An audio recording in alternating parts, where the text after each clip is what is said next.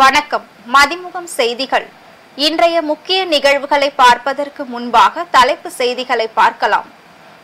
நாளை முதலமைச்சர் மு.க.ஸ்டாலின் திமுக மாவட்ட செயலாளர்கள் கூட்டம் நடைபெறும். பொதுச் செயலாளர் துரைமுருகன் அறிவிப்பு. திராவிட கட்சிகளை மோடியால் வெல்ல முடியாது. மதிமுக பொதுச் செயலாளர் வைகோ பேட்டி. நான் மதத்தை பற்றி பேசவில்லை. பாஜகவின் குற்றச்சாட்டுக்கு ராகுல் காந்தி பதிலடி. டெல்லியில் காங்கிரஸ் கட்சியின் செயற்குழு கூட்டம் மல்லிகார்ஜுன கார்கே தலைமையில் தொடங்கியுள்ளது. பொன்முடியை மீண்டும் அமைச்சராக்க மறுப்பு. ஆளுநர் RN ரவிக்கு எதிராக உச்சநீதிமன்றத்தில் வழக்கு. முதலமைச்சர் மு.க.ஸ்டாலின் தலைமையில் திமுக மாவட்ட கழக செயலாளர்கள் கூட்டம் நாளை நடைபெறும் என்று பொதுச் செயலாளர் துரைமுருகன் அறிவித்துள்ளார். தமிழ்நாட்டில் உள்ள 39 தொகுதிகள், புதுச்சேரியில் ஒரு தொகுதி என மொத்தம் 40 நாடாளுமன்ற தொகுதிகளுக்கான தேர்தல் ஏப்ரல் 19ஆம் தேதி நடைபெறுகிறது. வேட்புமனு தாக்கல் நாளை தொடங்குகிறது. திமுக கூட்டணியில் காங்கிரஸ், இந்திய கம்யூனிஸ்ட், மார்க்சிஸ்ட் கம்யூனிஸ்ட், விடுதலை சிறுத்தைகள், மதிமுக, இந்திய யூனியன் முஸ்லீம் லீக், கொங்கு மக்கள் தேசிய கட்சி ஆகிய கட்சிகள் இடம்பெற்றுள்ளன. தொகுதி பங்கீடு மிகவும் சுமூகமாக நடந்து முடிந்துள்ளது. கூட்டணி கட்சிகளுக்கு ஒதுக்கப்பட்ட தொகுதிகள் போக மீதமுள்ள 21 தொகுதிகளில் திமுக போட்டியிடுகிறது. திமுக வேட்பாளர் பட்டியல் நாளை வெளியாகும் என தகவல் வெளியாகியுள்ளது. இந்நிலையில் காணொலி காட்சி வாயிலாக கழக தலைவர் மு.க.ஸ்டாலின் தலைமையில் திமுக மாவட்ட கழக செயலாளர்கள் கூட்டம் நாளை நடைபெறும் என்று பொதுச் செயலாளர் துரைமுருகன் தெரிவித்துள்ளார். திராவிட கட்சிகளை மோடியால் வெல்ல முடியாது என மதிமுக பொதுச் செயலாளரும் மாநிலங்களவை உறுப்பினருமான வைகோ தெரிவித்துள்ளார். மக்களவை தேர்தலில் திருச்சி தொகுதியில் மதிமுக சார்பில் துரை வைகோ போட்டியிட உள்ளதாக அறிவிக்கப்பட்டுள்ளது. இந்நிலையில் மதிமுக பொதுச் செயலாளர் மற்றும் திருச்சியில் மதிமுக சார்பில் போட்டியிடும் வேட்பாளர் துரை வைகோ ஆகியோர் சென்னை அண்ணா அறிவாலயத்தில் முதலமைச்சரை நேரில் சந்தித்து வாழ்த்து பெற்றனர். இந்நிலையில் மதிமுக பொதுச் செயலாளர் மற்றும் திருச்சியில் மதிமுக சார்பில் போட்டியிடும் வேட்பாளர் துரை வைகோ ஆகியோர் சென்னை அண்ணா அறிவாலயத்தில் முதலமைச்சரை நேரில் சந்தித்து வாழ்த்து பெற்றனர். பின்னர் செய்தியாளர்களை சந்தித்து பேசிய மதிமுக பொதுச் செயலாளர் வைகோ, மோடி எத்தனை முறை வந்தாலும் திராவிட பிடியில் இருந்து தமிழ்நாட்டை அபகரிக்க முடியாது என திட்டவட்டமாக தெரிவித்தார்.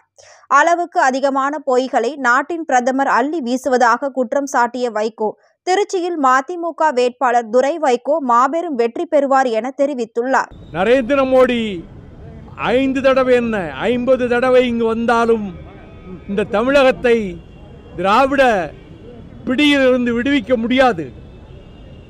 அவர் எதையோ நினைத்துக் கொண்டு எதையோ பேசுகிறார். மேரா பாரத் மேரா பரிவார் என்று ஒவ்வொரு இடத்திலையும் கூச்சலிட்டார். அப்படின்னா இந்தியாங்கிறது அவருடைய பரிவாரம். அவருடைய அமைப்பில் இருக்கக்கூடிய பல்வேறு விதமான நபர்கள் கைது செய்யப்பட்டிருக்காங்களே, அவங்க தான் அவங்க பரிவாரா?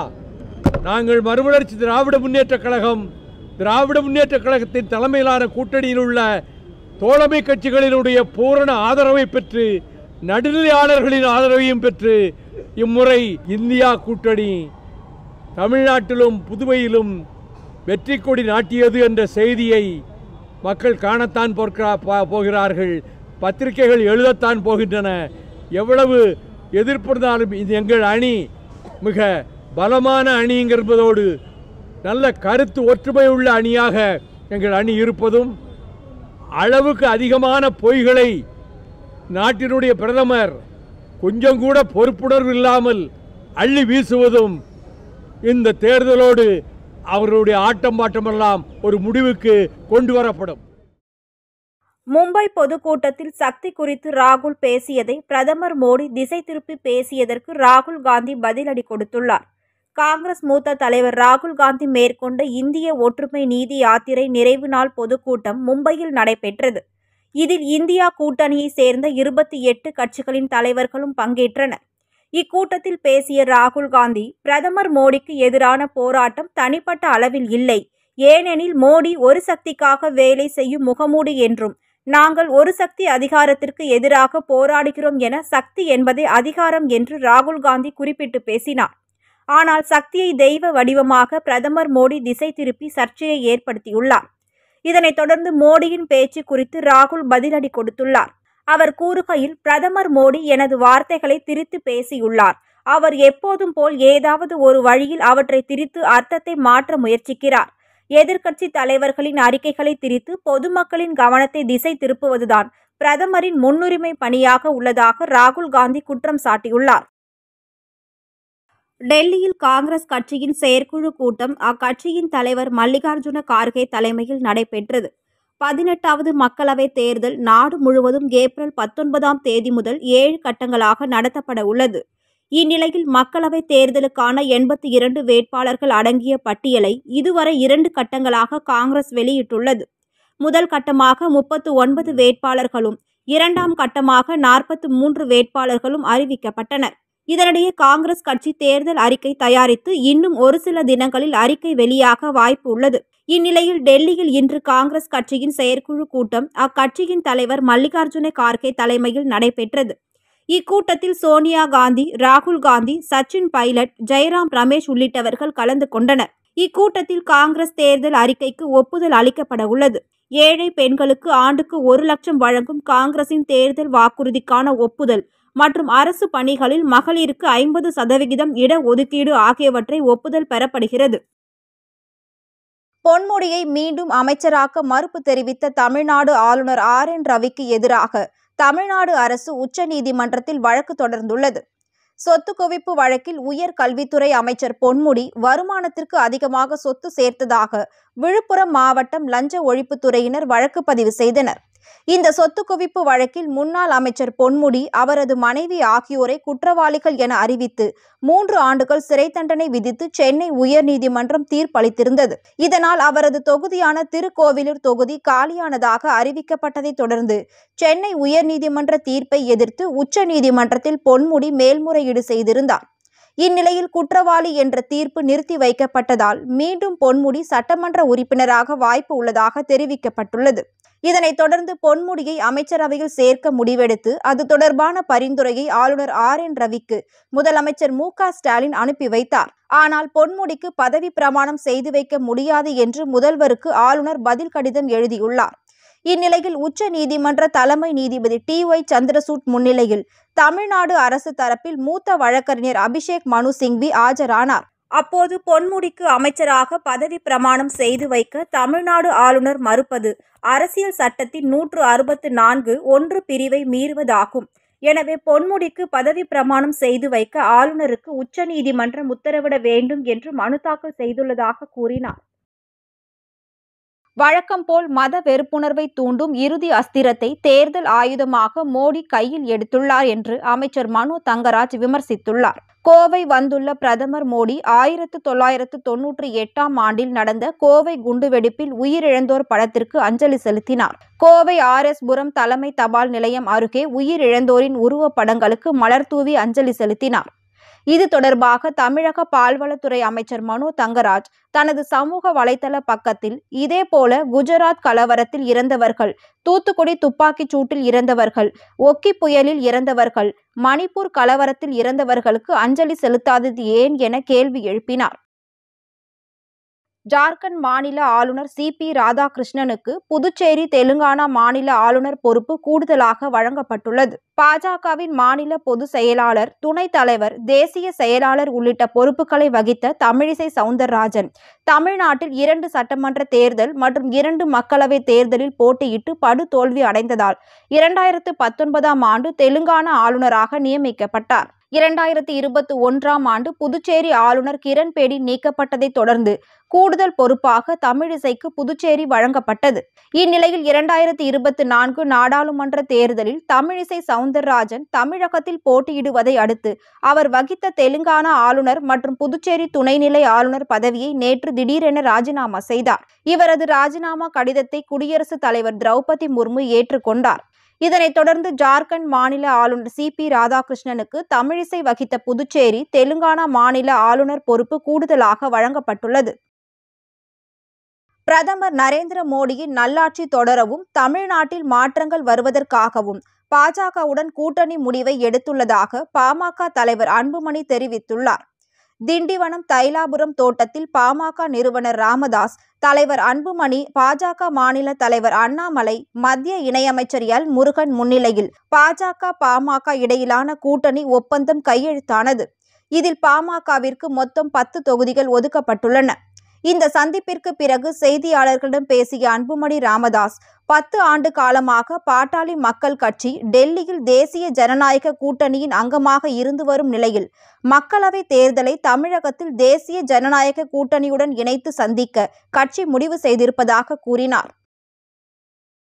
தேர்தல் நடத்தை விதிகளை மீறி பேனர் வைத்ததாக எழுந்த புகாரின் பேரில் தேமுதிக பொதுச் செயலாளர் பிரேமலதா விஜயகாந்த் மீது வழக்கு பதிவு செய்யப்பட்டுள்ளது. 2024 நாடாளுமன்ற மக்களவை தேர்தல் வாக்குப்பதிவு வரும் ஏப்ரல் 19ஆம் தேதி தொடங்கி ஜூன் 1ஆம் தேதி வரை 7 கட்டங்களாக நடைபெற உள்ளதாக இந்திய தேர்தல் ஆணையம் அறிவித்துள்ளது. தேர்தல் தேதி அறிவிக்கப்பட்டதை தொடர்ந்து தேர்தல் நடத்தை விதிகள் அமலுக்கு வந்துள்ளது. இந்நிலையில் தேர்தல் நடத்தை விதிகளை மீறியதாக தேமுதிக பொதுச் செயலாளர் பிரேமலதா விஜயகாந்த் மீது வழக்கு பதிவு செய்யப்பட்டுள்ளது. தேமுதிக அலுவலகத்தில் நடைபெற்ற நிகழ்ச்சியில் தேர்தல் நடத்தை விதிகளை மீறி பேனர் வைத்ததாக எழுந்த புகாரின் பேரில் பிரேமலதா விஜயகாந்த், நிகழ்ச்சி ஏற்பாட்டாளர் காளிராஜ் ஆகியோர் மீது கோயம்பேடு காவல் நிலையத்தில் வழக்கு பதிவு செய்யப்பட்டுள்ளது.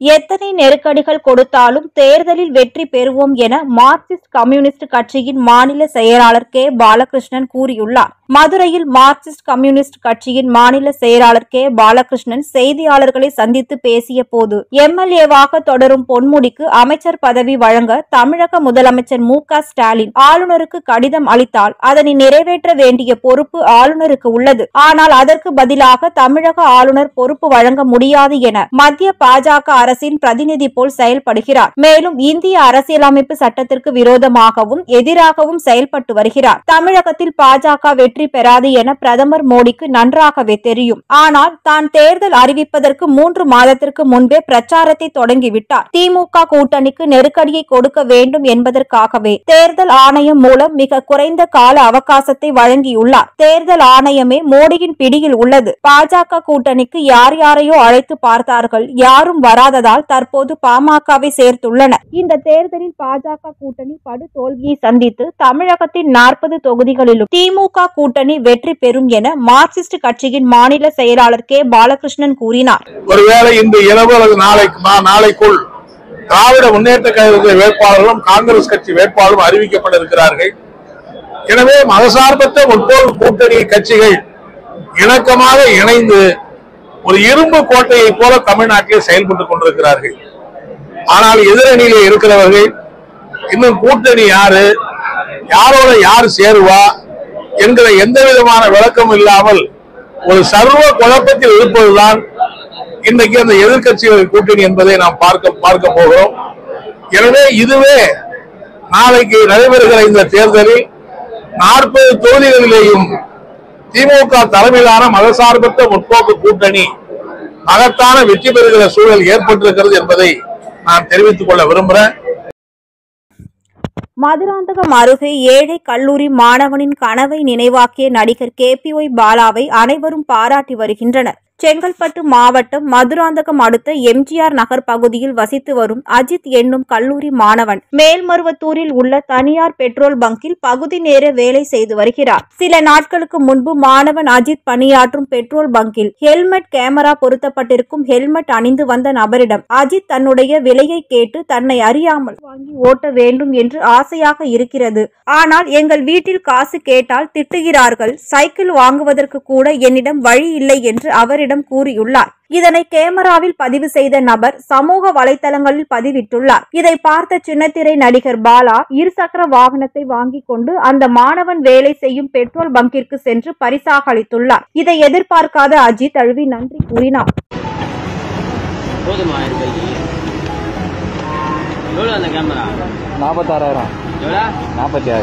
எங்க வீட்டுல 10,000 வண்டி எடுக்க போறேன், வண்டி காசு கேட்டா செருப்பால் அடிக்கணும் கேக்குறாங்க. ஒரு சைக்கிள் கூட வழி கிடையாது. திமுகவிற்கு போடுகிற ஓட்டு நாட்டுக்கு நல்லது பண்றதுக்கு போடுற ஓட்டு என ஜக்கமா வேடம் அணிந்த நபர் குடுகுடுப்பை அடித்து துரைமங்கலம் பகுதியில் வாக்கு சேகரித்தது பலரின் கவனத்தையும் ஈர்த்துள்ளது.